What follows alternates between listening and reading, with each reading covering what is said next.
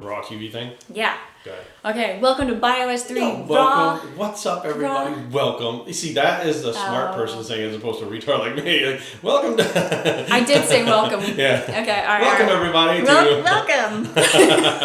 I'm the kinder, gentler ward in the family now, okay? Oh my God. So today we're going to talk about performance-enhancing drugs, not specifically steroids. Because it's actually been messaged a few times in the comment section. They go, what does Erin think about them? Because you do compete in the bikini class, right? Which is, you're around the fitness industry. You're also married to me, so you come on the trips and stuff. So you're around other people in the fitness industry, like top names, as well as you are in the medical community as a registered nurse, first nurse assistant, CVOR. Right. So you assist in open heart surgery, bypasses, heart transplants, lung transplants, because you're on the transplant team. Am I getting all that right? You're doing well. It took me a long time to learn how to say it. I'd be like, she's a surgeon. That's what I was like, babe, I'm not a surgeon. What does she do? Heart surgery? She's like, surgeon? I'm like, yeah. I'm like, you're crazy. Fuck all those letters and numbers, whatever. So when you first, we'll start at the beginning. So when you first were exposed to even the word or what they were, steroids. Right. That was... So that was like high school. And there were these, I remember pretty well because I was... Look, the first thing you should do is that, I was so naive. I legit thought everybody was wonderful and the world was this simple place. I don't know where, honestly, I've come a long way. I've grown a lot. But in high school, I heard the word steroid because there were these two guys and they were sort of exceptionally good looking. And looking back, they probably really weren't, right? But they were really broad and muscular. They looked like Zach Morris and AC Slater. I know, right? They were probably nothing remarkable. But, they looked stronger and they were bigger and they were great football players. And, they were the guys and they were, they're those guys. And I would hear whispers, well, I think they're on steroids. And I was like, what's steroids? And it gets you really big. And I'm like, well, they're big. But I didn't really understand what that meant. But around that time, I don't know if you remember those after-school specials about drugs and not getting in trouble. Well, there was this one about steroids. Do you know who the guy was in that? It was Ben Affleck. I know, people think... Come on, dude. The guy was like a skinny rail. Yeah, it was him. He was wearing a flannel button-up shirt. Really? Yeah, you know what? I'll Google it in a minute and I'll show it to you. But it's actually famous in the the bodybuilding world because it kind of... When it came out, I was in high school too, obviously, we're the same age. Right. And it really put a stigma or a view on steroids. I don't know if Lyle Alzado came out first when it said he basically died of steroids. But that's when it all really became this evil thing. I'm telling you, I watched this. I sat there on the edge of my chair for real. My eyes were like this, oh my God. He was freaking out, banging his shoulder into the floor. So he was he was furious and he couldn't control his temper and smashing shit and all of these terrible things. I don't remember, but I thought his face was all broken out or something. Maybe it was just scratched up from banging, but he was a mess. And it was terrifying. And it turns out it's because he was trying to take steroids. And I remember going, holy shit, that guy's a fucking monster. So I remember being back at school and I'm looking at those two guys going, well, do they get in fights? And I remember are they going to smash my fucking face in? I'm looking at them, but they didn't fight.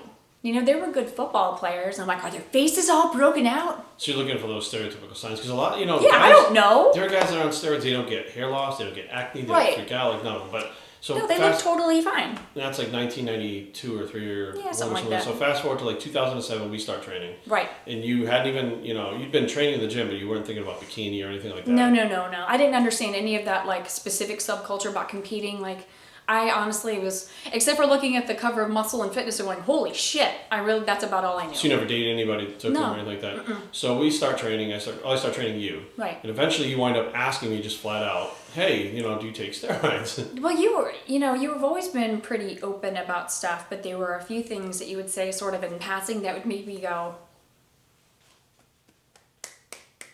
So one day I said, so do you take steroids? And I held my breath and was and you're yeah. And I was and I remember feeling my heart sank because I was no, fuck. And then I remember going, oh my God. He's going to punch me in the face. He's going to get so fucking mad. And then you never got mad. You were totally fine. And I've never been scared of you once. So why was I freaking out? And because of the stigma. I had that in my head. It was my own ignorance. I didn't understand it. I didn't know anything about it other than a fucking after school special, right? So, but it gave me the opportunity because I would see you week after week. So sometimes I would go, hey, so like steroids, like what does that mean? You know, and I would ask you like a little question at a time, and you would be a little hesitant, but you would sort of answer my question and sort of end there, which you never had to do. But because you were also in the medical community, because I know right. that there's, we were talking about this before, that there's definitely a lack of communication between bodybuilders and doctors. Oh, yeah. In general, like doctors don't communicate well with the bodybuilders, and the bodybuilders are scared to go see the doctors. I would be scared too if I were on steroids. I was a bodybuilder and working like that to do it because, imagine from a doctor's perspective. Let's go that direction. You've got, and not to stereotype, but a guy. Let's just say a guy, because I've learned so much. That can be guys, girls, whatever. But you're a physician and you're in your office, and someone is sitting there in your office, and there's something wrong. And you're like, well, what? Like, these blood levels are totally fucked up. What's wrong with your liver enzymes? Like, what are you doing? Your thyroid's all fucked up. Like, what are you doing? What happened? Well, doc, I tried, this, some, Winstrol or Anavar or whatever the... Now you know the names of them, too. I didn't even know. I took T3, I took Clin, I tried all this shit, and I don't know, I don't feel well. It's just like I got chest pain, or I've been vomiting, or like whatever. And he's like, what the fuck? Like, one, it's illegal, right? Let's just start at the beginning. One, it's illegal. And then two, where the fuck did you get them if they're illegal? And then three, if you have them and they're illegal, how do you know what to do with it? Right. How do you know what the dosage is? How do you know what combinations to take? Where did you start? And how do you know if it's even real? And most of the doctors know that bodybuilders are not using therapeutical dosages. They're using super physiological dosages, which are just fucking insane. There are a lot of guys online who are very popular who will take just astronomical doses of things that even I don't understand. I still don't get what they're saying. And nor do I understand the large dose. I don't understand so much still, but if you're a physician and you have, Tim sitting in your office, I don't know who Tim is, but you have Tim in your office saying, yeah, I've taken this, this, and this. Well, is it real? Where'd you get it? I don't know, from my friend Bub at the gym. Well, that's not a great answer. So you don't really know what they have in their bodies. So you're running tests. And, people are people, okay? And this is not physicians, these are just people. But you kind of did it to yourself, right? I mean, you sort of did. That's not right or wrong, and it's up to no one to judge anyone. But you're willingly putting things in your body you don't really, maybe you know what they are, maybe you don't, maybe you know what you're doing, maybe you don't, maybe there's a lot of misinformation. So it's a lot of confusion. If you're a physician trying to teach this person how to be healthy, it's a huge challenge because you're also, don't assume that the physicians even know what the steroids are. Maybe they do, maybe they don't, who knows? So you've got a huge communication issue about which drug, what dosage.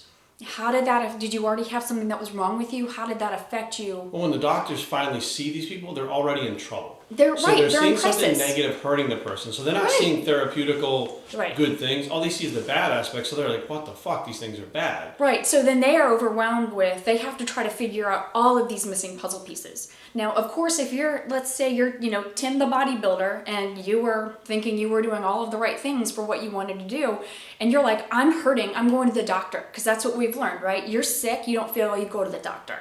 So you go to the doctor and you're sitting there like, I need help. And he asks you questions, and not to stereotype, but let's say the doctor, he says, okay, tell me what happened. What did you take? Where did this start?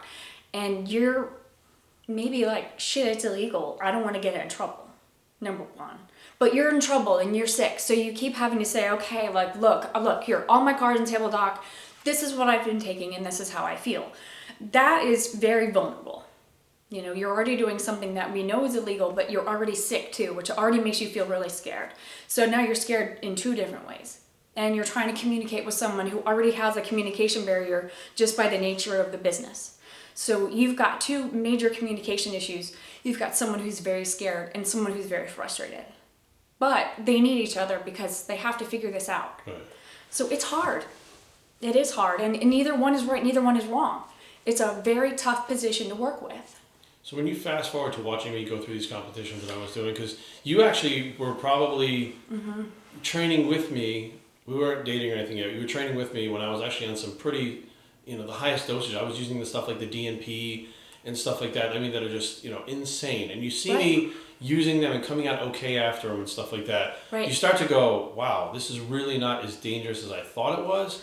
Or do you say maybe the person who's using them is the one who's, basically guiding the ship, captaining the ship to make sure that he is okay and he's not fucking himself up? Like, how much did your view change over those years? And did other people in the fitness industry have anything to do with that too? Oh, this is a huge question, right? So I would watch you get much, you didn't usually keep your weight consistent at all. Right. So you would blow up and then you'd down and then blow up and then down.